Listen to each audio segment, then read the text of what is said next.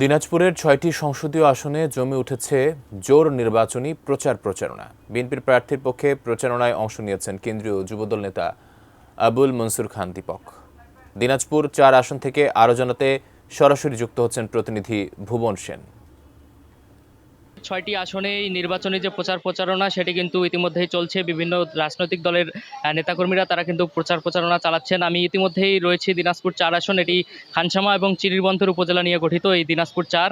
আজকে দিনাজপুর ৪-এর যিনি ধানের শীষের প্রার্থী বিএনপির নির্বাহী কমিটির সদস্য আখতারুজ্জামান মিয়ার পক্ষে কিন্তু কেন্দ্রীয় যুবদলের নেতা আবুল মনসুর খান দীপক তিনি কিন্তু প্রচারণায় অংশ নিয়েছেন এবং তিনি এই যে চিরিরবন্দরের ঘুঘরাতলি রয়েছে এখানে কিন্তু দুপুরে গণসংযোগ এবং প্রচারণা চালিয়েছেন।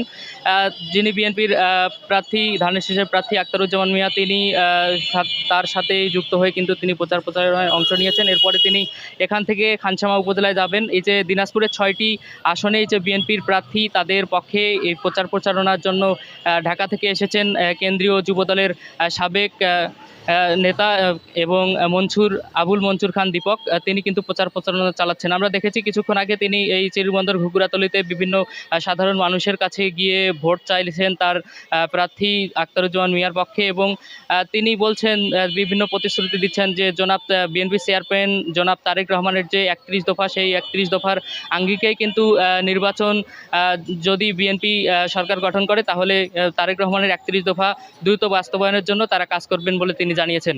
আকাশ।